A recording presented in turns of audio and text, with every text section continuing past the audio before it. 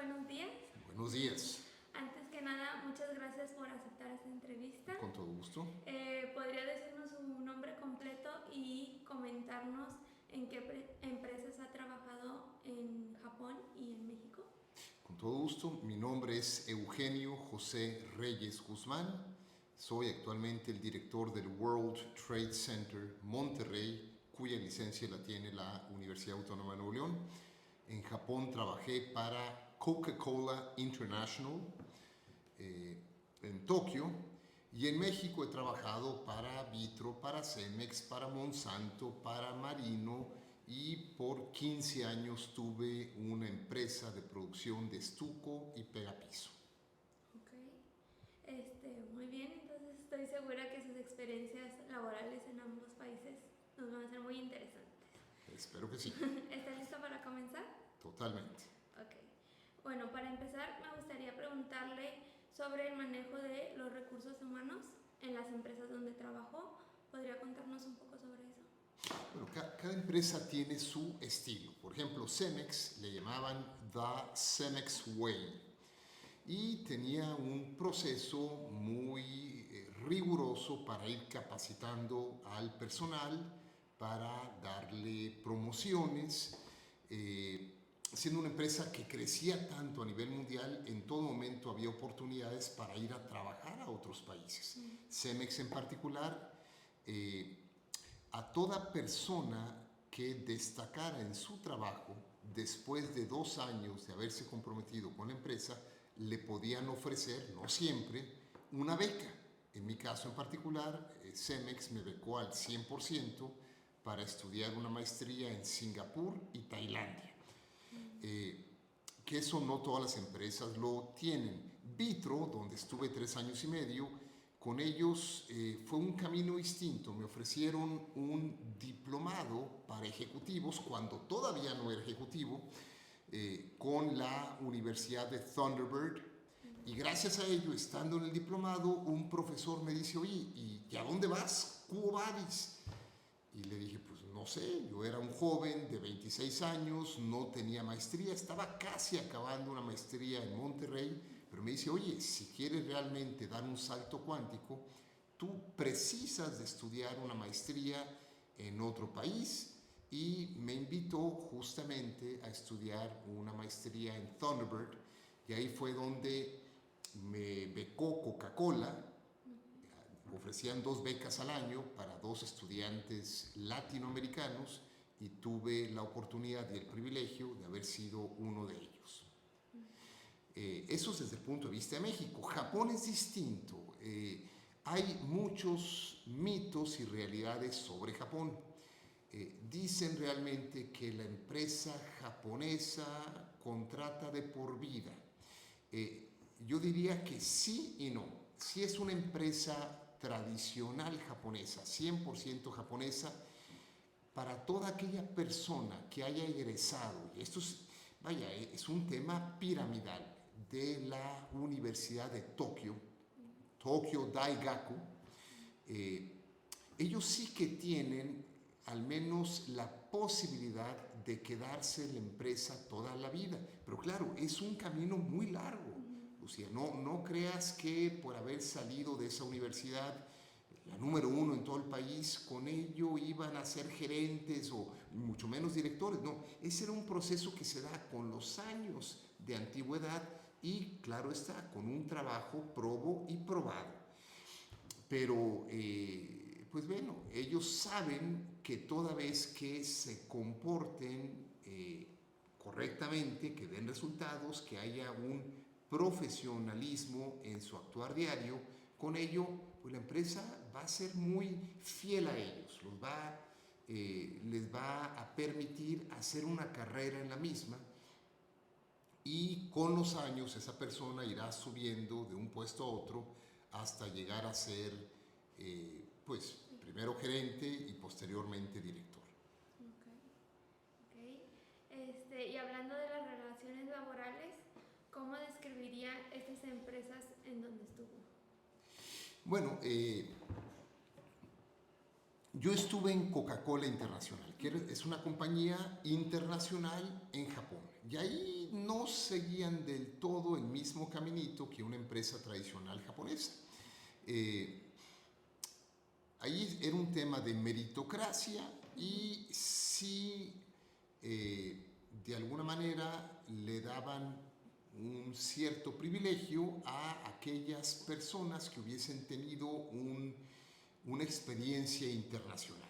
O sea, el hecho de ser una empresa cosmopolita permitían que dentro de aquellos que estuviésemos contribuyendo a la misma hubiésemos personas de otros países y eso le daba un enfoque distinto. Eh, Era un caminito para adoptar las mejores prácticas de otros países, invitando a extranjeros a colaborar dentro de la misma. Pero bueno, esa diferenciación entre una empresa japonesa tradicional y una empresa que no era 100%, que no era de capital japonés, era muy marcada. En una empresa que no era de capital japonés, ahí sí, podía estar la persona 1 año, 2 años, 5, 10, pero podían salir y entrar y demás. En una empresa japonesa tradicional se espera que quien entre se quede y haga carrera en la misma, así tome 20, 30, 40 años o más. ¿Y de las empresas mexicanas? Bueno, las empresas mexicanas han cambiado mucho, Lucía. En época de tus abuelos también la empresa mexicana tradicional pensionaba a los colaboradores. Eso es, llegaban a cierta edad y la empresa les seguía pagando el sueldo aún después de haberse jubilado. Bueno, eso se acabó. Eh, hay empresas muy contadas como la Universidad Autónoma de Nuevo León que sí pensionan a los colaboradores, pero las empresas mexicanas ya no. Normalmente llegan a cumplir 60 años, se jubila la persona, no la pensiona, y aquellos que tuvimos el privilegio de ser parte del Seguro Social antes del 97, somos elegibles a una pensión por parte del Seguro Social, pero la empresa ya no. Normalmente tienen dos cortes, uno es a los 50 y el otro es a los 60. Hay empresas, Cemex en un tiempo prejubilaba a la gente a los 50 años y les ofrecía que por los siguientes 10 años la empresa les seguiría pagando el seguro social como si estuvieran trabajando dentro de la misma. Bueno, no, eran los 55 porque los inscribía a la modalidad 40 y esas aportaciones las hacía la empresa por parte del trabajador, de modo tal que cumplidos los 60 años el trabajador se podía pensionar por parte del Seguro Social. Entonces ha ido cambiando y por ello es que también los jóvenes, Lucía, van cambiando de empresa en empresa como si fuera un colibrí volando de flor en flor. Sí, pues ya no son los mismos beneficios de quedarse en la misma empresa. ¿Sí? No, ya no. Y por ello es que es tan importante, es fundamental, es imprescindible que los jóvenes tengan en cuenta que no hay un fondo de pensiones suficiente para darle una pensión decorosa a los mexicanos. Cada uno tiene que hacer sus ahorros, el ahorro voluntario y tener esa disciplina de estar ahorrando parte de lo que ingrese, indistintamente cuánto sea, de por vida. Ok, muy interesante. Ahora podría contarnos un poco sobre su proceso de reclutamiento y selección en estas empresas, si lo recuerdan.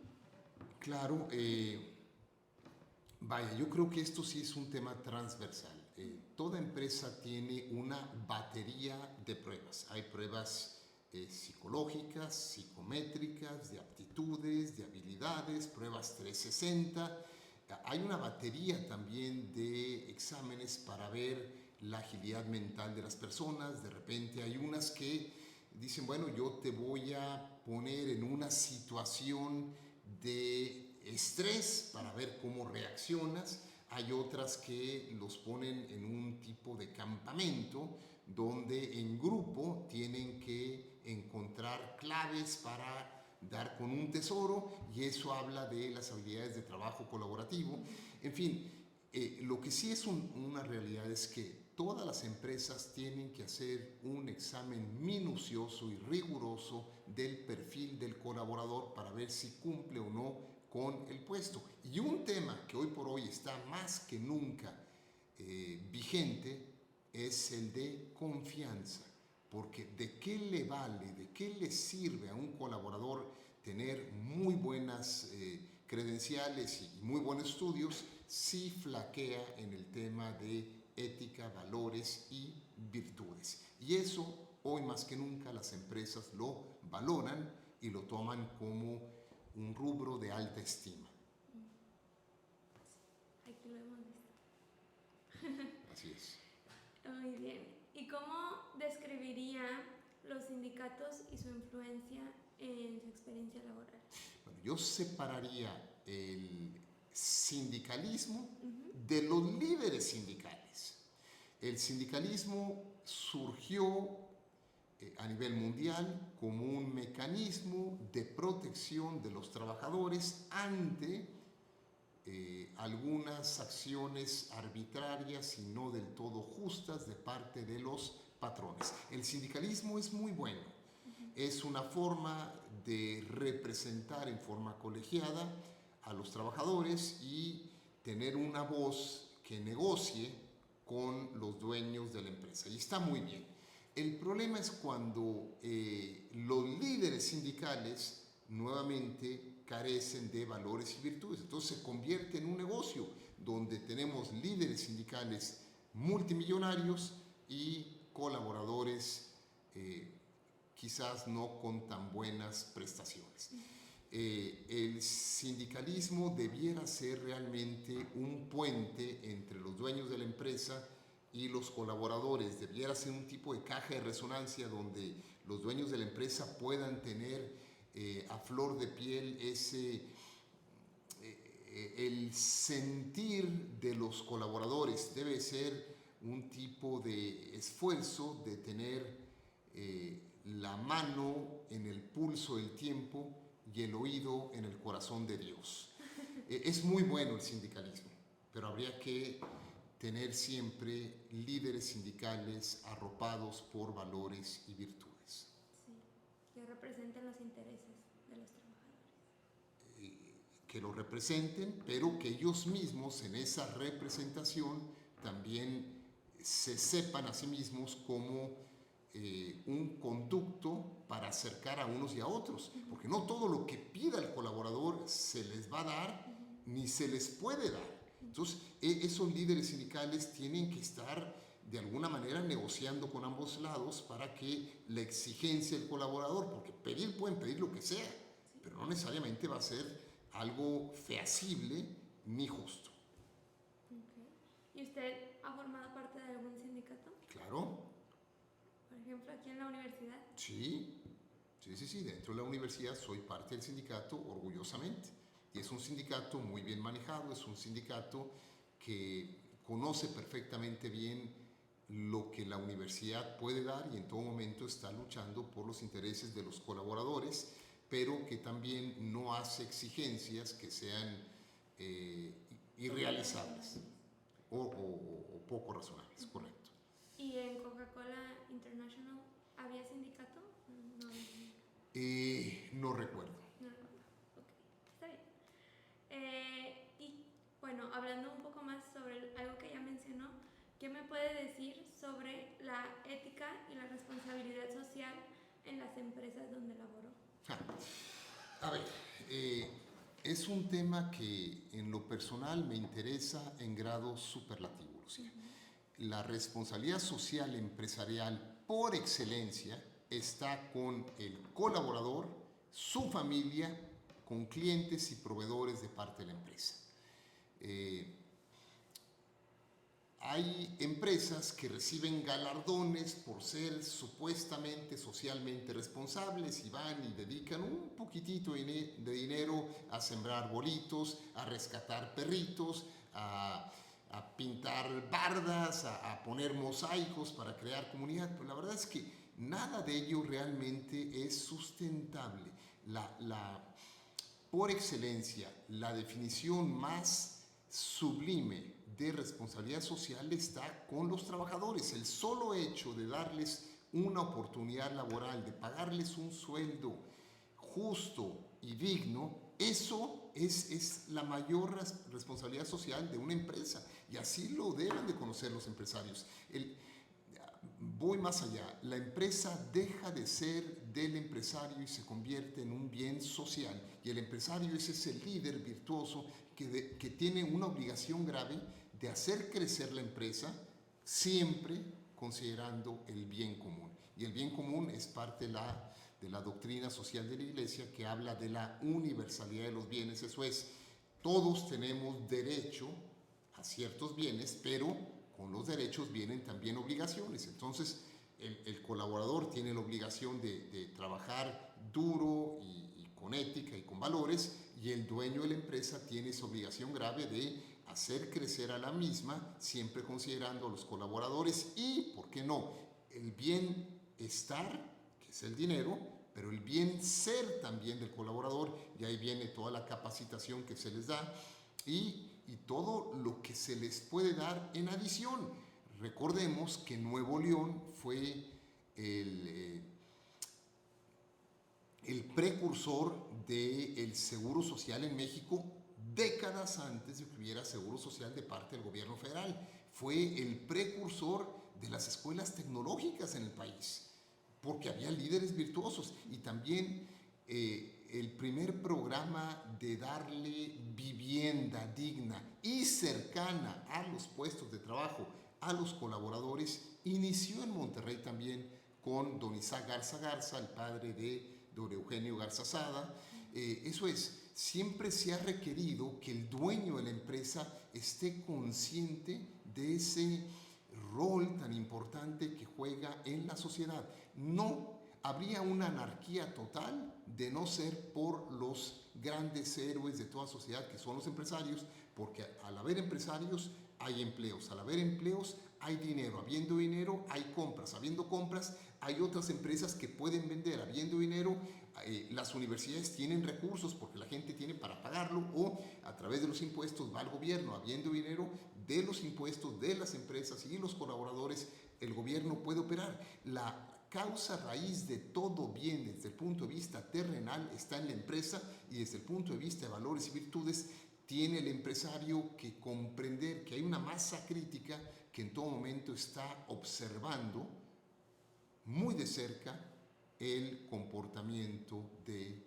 los dueños de la misma, y por ello es que es como si fuera una familia donde los hijos están viendo cómo se comporta papá y mamá. Lo mismo sucede en las empresas, y por ello es que tienen esa obligación grave de ser congruentes con ese pues esa inspiración que han tenido en la vida, esa misión que tienen por cumplir. Y dentro de las empresas que menciona, Vitro, Cemex y Coca-Cola International, ¿qué nos puede decir sobre estas empresas y la responsabilidad social que demuestran?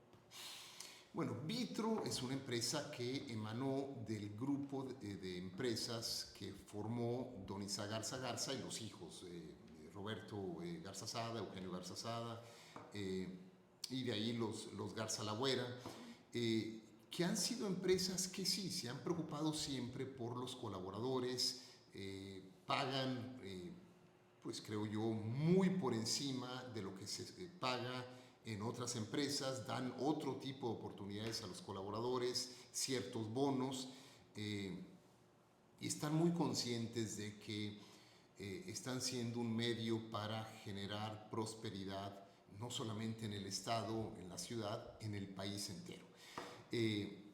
Cemex ha sido un ejemplo de crecimiento, como una empresa que comenzó chiquitita, logró ir creciendo a través de adquisiciones en otros países, y ahora es un símbolo de lo que puede llegar a ser una empresa a nivel mundial. Claro está, las empresas no son entes vivos.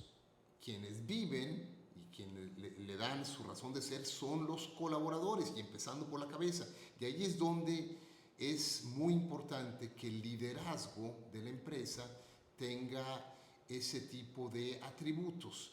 Y yo diría, Lucía, que pues ha habido en toda empresa en México distintos liderazgos dependiendo de el cabal convencimiento que tenga el líder de la empresa y de los valores que lo caracterizan. Muy bien. ¿Ha experimentado algún tipo de flexibilidad o empoderamiento en su trabajo? Siempre. Pero acuérdate, Lucía, a ver, la felicidad y el amor no son sentimientos, Lucía. Son decisiones. Yo decido amar, yo decido trabajar con ahínco, yo decido esforzarme con sentido. Uno no puede esperar que del cielo caigan las oportunidades como el maná. Uno tiene que írselo buscando. O sea, ¿lo he experimentado? Sí. ¿Cuándo? Siempre. ¿Por qué? Porque me he esforzado. O sea, saqué 2 carreras, becado 100%, 2 maestrías en las mejores universidades del mundo con beca 100%, y tengo el privilegio de tener un doctorado también de la Universidad Autónoma de Nuevo León, y todo ha sido con beca. Entonces eso habla de una cultura del esfuerzo. Y bueno, toda vez que un colaborador se esfuerce, vaya la milla extra, pues la empresa hará lo correspondiente para compensarlo, y así ha sido la vida completa. Y, o sea, en la flexibilidad, por ejemplo, flexibilidad espacial o de tiempo, así, en sus trabajos, por ejemplo, que pueda trabajar remoto o en diferentes horarios, así. Lucía, antes no se daba. Yo creo que eso es una nueva modalidad a raíz de la pandemia, donde el trabajo desde casa se ha vuelto una realidad. Claro, ahora todas las empresas ofrecen eso dependiendo del tipo de trabajo, ¿no?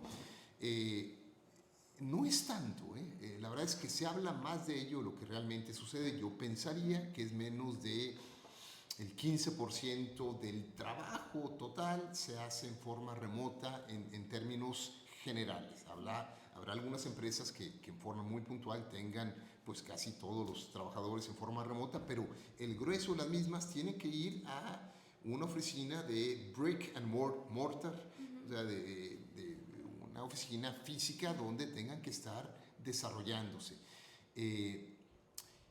Yo creo que la flexibilidad también mucho depende de resultados. O sea, tiene que ser un enfoque de resultados. O sea, ¿qué más da si la persona está trabajando de 9 a 5 si no da resultados? Puede ser una persona que llegue a las 7 de la mañana y se vaya a las 3 y que a esa hora vaya y haga ejercicio, esté con los hijos y regrese a trabajar de 5 a 8 de la noche, a 9. Yo creo que más que una rigidez en cuanto a un horario, lo importante es un enfoque a resultados. Sí, excelente. Muy bien, la siguiente pregunta es, ¿hubo algún plan de crecimiento profesional o de vida laboral proyectado por recursos humanos en estas empresas? Siempre, siempre. En Coca-Cola estuvieron muy contentos conmigo, yo también con ellos. Me ofrecieron que regresara dejé la maestría trunca para poder tener el permiso de elegibilidad y poder trabajar en Japón.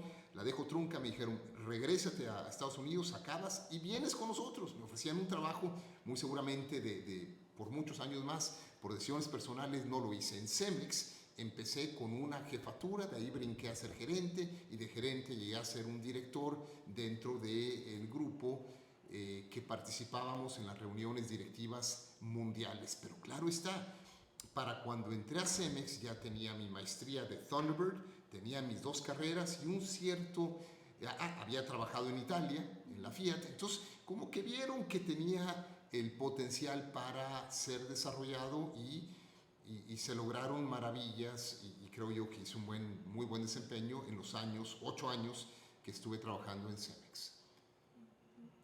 Ok, muy interesante. Ay, cuántas oportunidades.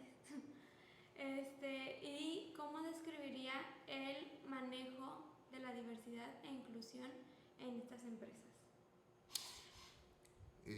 Creo que es algo que no se tenía tan en cuenta antes. Ojo, la inclusión para mí tiene que ser en forma inequívoca, en forma inexorable, apegada a meritocracia. Yo no creo en la inclusión de decir, oye, tiene que haber paridad, mitad mujeres, mitad hombres. No, tiene que, a ver, la vida misma así es, Lucía. Tiene que ser un asunto de rendición de cuentas. Toda vez que la persona tenga esa capacidad de dar resultados en la empresa, indistintamente si es hombre o mujer, se le debe dar esa oportunidad. Creo que también se le debe dar a personas que tienen habilidades distintas y quizás en ese contexto buscar algunos puestos de trabajo donde puedan desempeñarse en forma orgánica.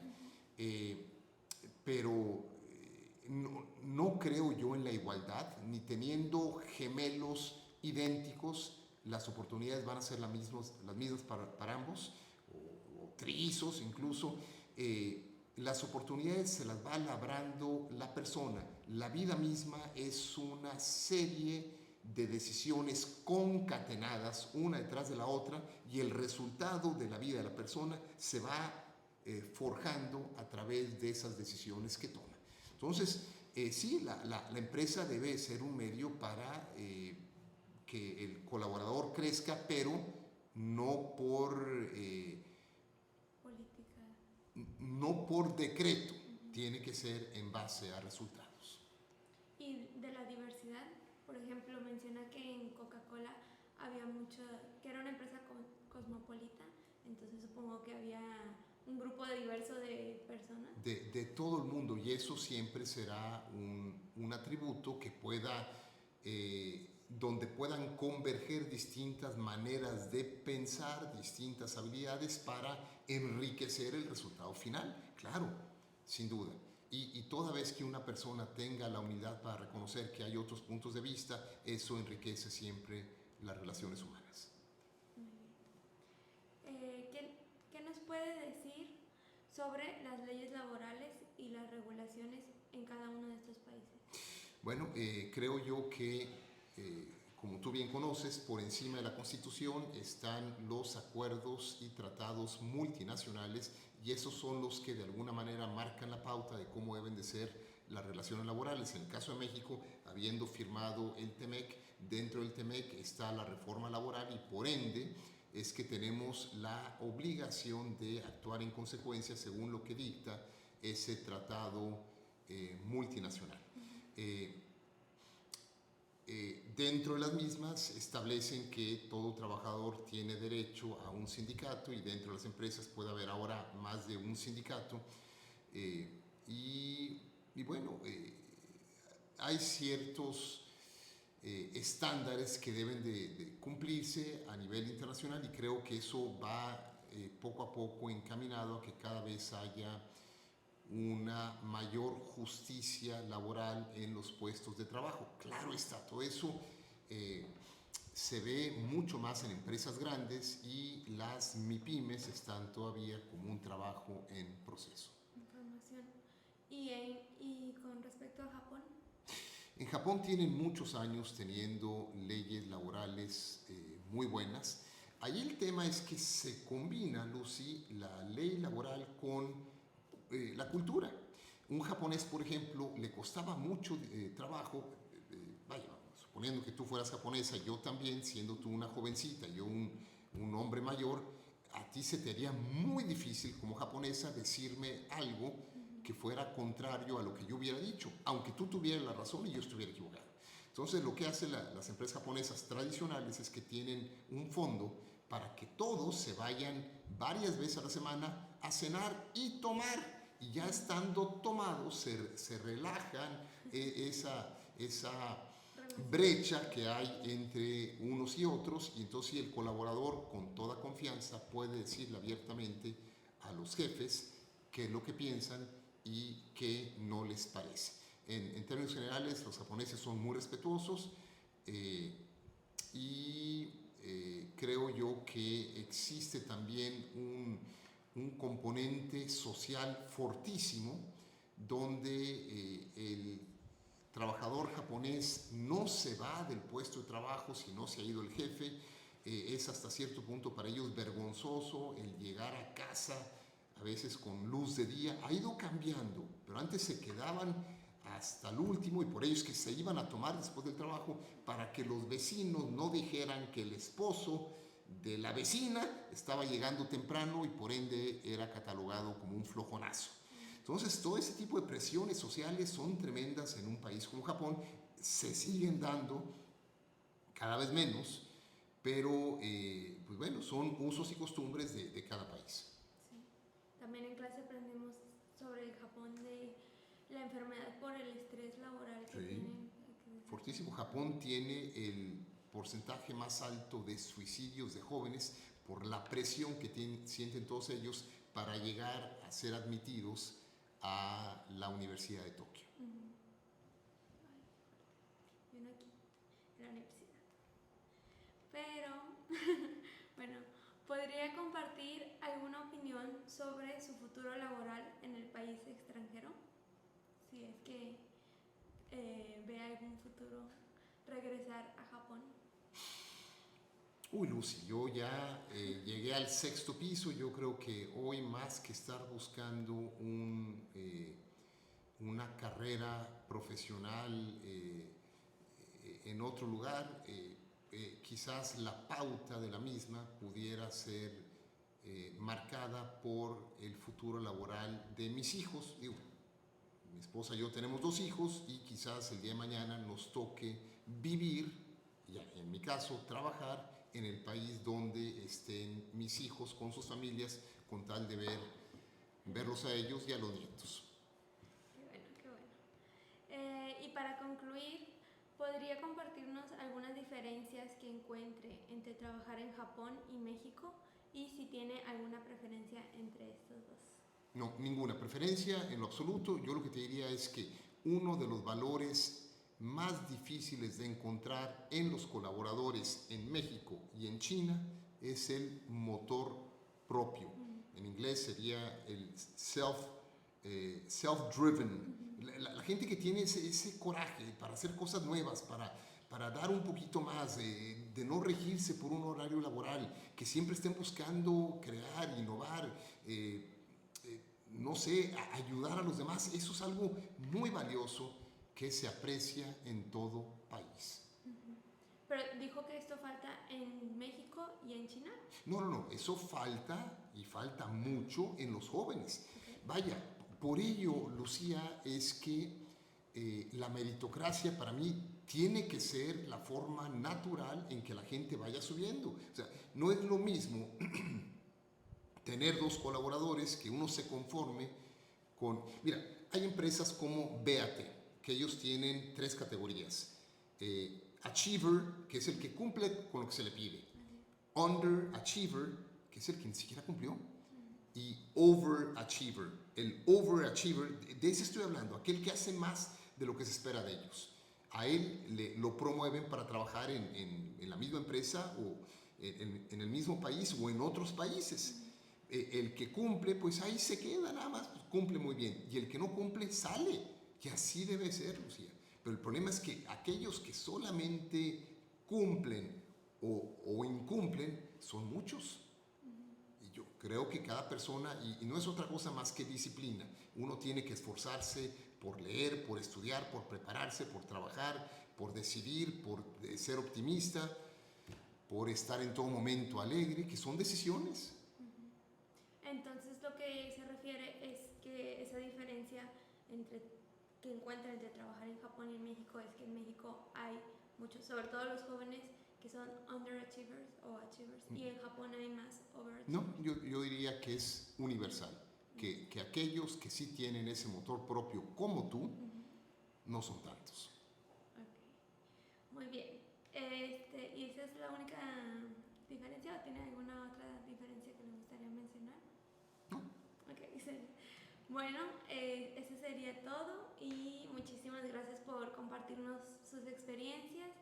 Ha sido muy interesante conocer su perspectiva sobre el mundo laboral en estas dos naciones y pues qué padre que ha tenido tantas oportunidades para conocerlos. Claro, claro. Y uno debe estar siempre agradecido con la familia y con Dios y con las empresas por las oportunidades que ha tenido en la vida. Pero bueno, esas no llegan gratis, no llegan por papichulo. Uno tiene que estarlas buscando. Todas mis becas no fueron académicas, fue por tenaz, por insistir, por buscar. Ya, eso es lo que tiene que tener toda persona para poder ir creciendo laboralmente hablando. Ok, sí, grandes lecciones. Entonces sería